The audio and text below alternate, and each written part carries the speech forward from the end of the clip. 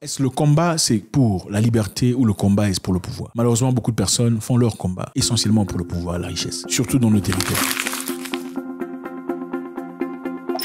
Alors, la guerre en Afrique. La guerre, toujours la guerre. On en a marre. On en a marre. Vous m'avez demandé de faire un commentaire sur ce qui se passe au Soudan. Évidemment, un pays frère.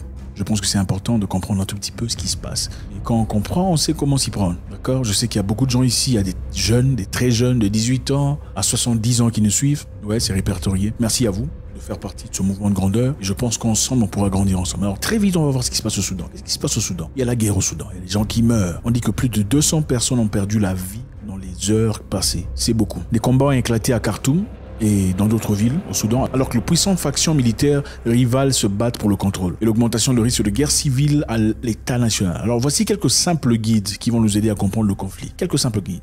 D'accord. Les combats ont éclaté samedi après des semaines de tension entre l'armée et le puissant groupe militaire, les forces de soutien rapide, ou les RSF, forces de soutien rapide.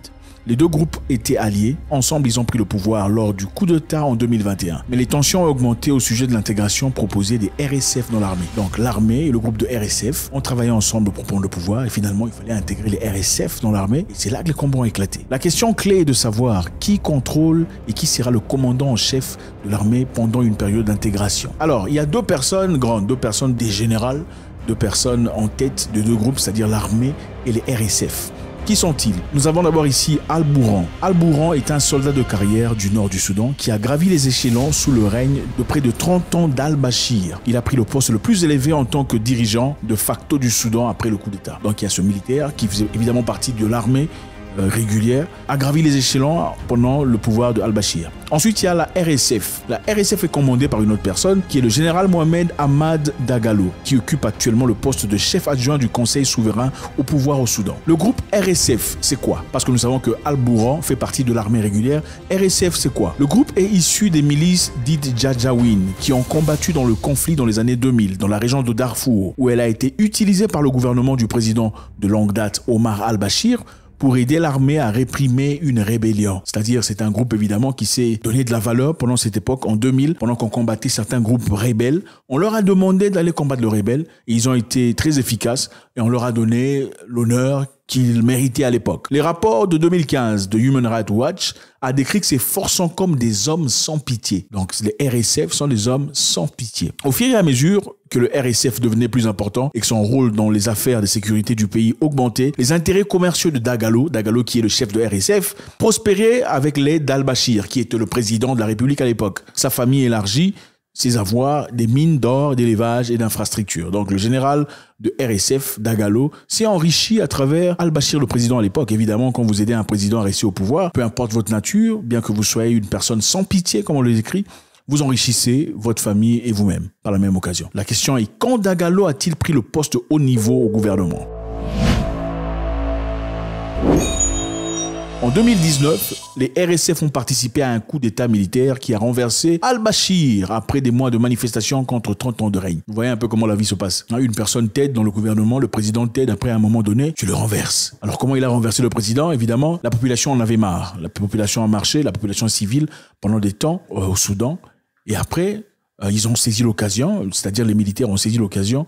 Ici, on parle de RSF, qui sont ces rebelles, ou une milice respectés par le gouvernement, ont saisi l'opportunité pour renverser le président de la République à l'époque. 4 mois plus tard, l'armée et le mouvement pro-démocratie ont conclu un accord de partage du pouvoir qui a établi un conseil conjoint militaro-civil qui gouvernerait le Soudan pendant les 3 prochaines années jusqu'à la tenue d'élections. Donc il y avait 3 groupes. Il y avait l'armée, il y avait le mouvement pro-démocratie et évidemment les RSF qui sont des militaires libres ont conclu un accord de transition pendant 3 ans avant de faire les élections. Dagalo, le chef de RSF, les hommes sans pitié, a été annoncé comme vice-président du conseil dirigé par Al-Bourhan. Vous vous souvenez de Al-Bourhan qui était le général qui a monté de grade avec le président de la République Al-Bashir à l'époque. Donc c'est quand même intéressant ici de voir que Al-Bourhan qui a gravé les échelons avec le président et Dagalo qui était accepté par le président, enrichi par le président, finalement ont renversé le président. Vous voyez comment la vie se passe. L'éminent économiste Abdallah Abdouk a prêté serment en tant que premier ministre soudanais en chef de cabinet de transition de 3 ans. Alors,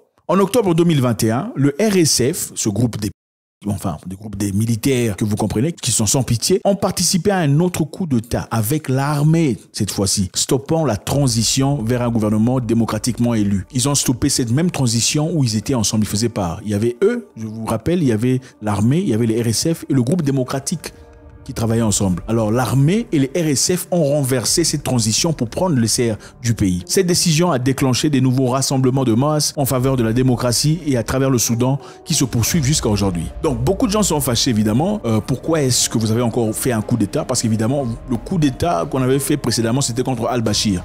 Al-Bashir n'est plus. Il y avait l'armée, il y avait les RSF et le groupe démocratique. Maintenant l'armée et les RSF ont renversé le groupe démocratique pour faire un truc à eux. Maintenant, quelle est la source de tension entre l'armée et le RSF? L'armée et les groupes pro-démocratie ont exigé l'intégration des RFF dans les forces armées régulières.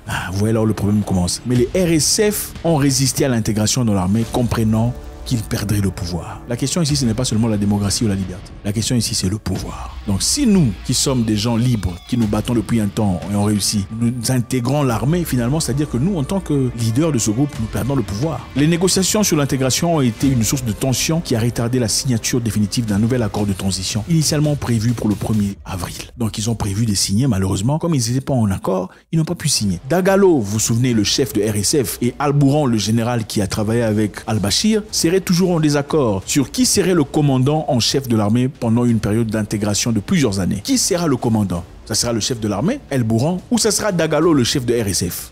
C'est toujours question de pouvoir. Ils ont déclaré que le commandant devrait être le chef de l'état civil, une situation que l'armée rejette. Les RSF préfèrent que le commandant soit une personne civile, pro-démocratie, et l'armée rejette. L'armée préfère que ça soit une personne militaire. Maintenant, c'est très facile de penser comme ça, parce qu'une histoire, ça n'a pas toujours une seule couleur, il y a plusieurs couleurs. Il y a aussi une autre couleur. Vous vous souvenez, il y a un moment, la Russie est venue au Soudan pour demander des faveurs. Pas nécessairement des faveurs, c'est-à-dire des échanges.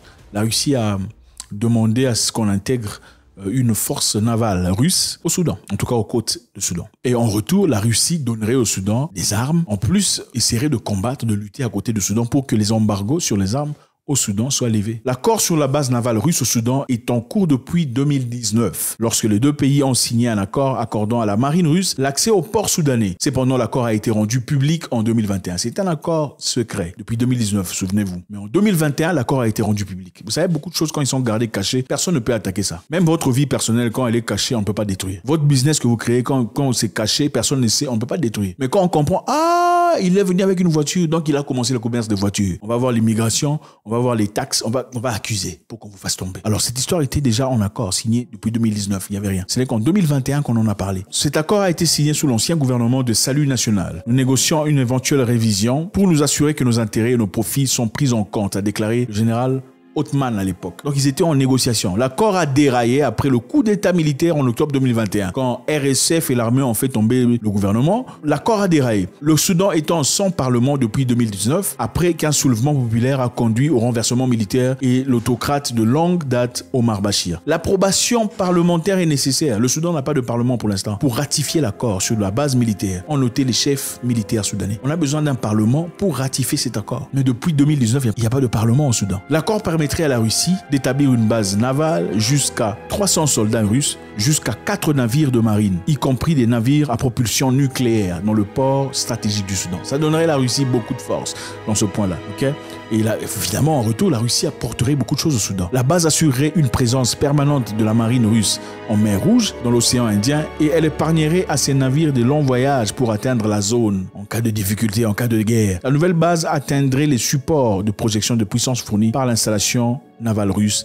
Alors, c'est très intéressant ici. La Russie vient demander ce qu'il a demandé pour établir ses positions. En tout cas, c'est beaucoup plus près de l'Europe. C'est clair. En fait, si c'est pas plus près de l'Europe, c'est quand même dans un coin beaucoup plus stratégique, au Soudan. Le Soudan a accepté. Et comme vous le savez, quand qui que ce soit accepte un truc comme ça, venant de la Russie, vous comprenez comment ça sonne de l'autre côté. Maintenant, l'accord a déjà été signé depuis tout ce temps. Donc l'accord sera là. L'accord est là. Et pour qu'il y ait une personne ou un groupe de personnes qui puisse voter une loi pour effacer cet accord, pour annuler cet accord, il faut un parlement. Le parlement n'est pas là. Et comme le parlement n'est pas là et que les gens ne peuvent pas s'accorder, il faudrait qu'il y ait quelque chose qui ne va pas. Rappelez-vous une chose ici. Il est plus facile de manipuler un gouvernement démocratiquement élu, selon le standard européen, que de manipuler un gouvernement établi par le peuple. Prenons le cas du Mali, par exemple. C'est un gouvernement établi par les peuples maliens. Ils ont choisi leur propre gouvernement. Ce n'est pas un gouvernement, pas encore démocratiquement élu. C'est-à-dire, ils savent, ils sont là pour les vraies causes. Ils n'ont pas encore été déroutés. Vous savez, généralement, les dirigeants africains, beaucoup d'entre eux d'ailleurs, viennent au pouvoir avec des très bonnes idées. Ils ont vraiment des très bonnes intentions. Jusqu'à ce qu'ils soient assis là et comprennent la réalité. Jusqu'à ce qu'on lui apporte ses notes. Bon, messieurs, félicitations, vous êtes là, mais voilà vos notes. Il faut lire vos notes, comprendre votre responsabilité et vos obligations. Ah oui, c'est ça. C'est comme si on t'apporte un livre où il faut, en fait,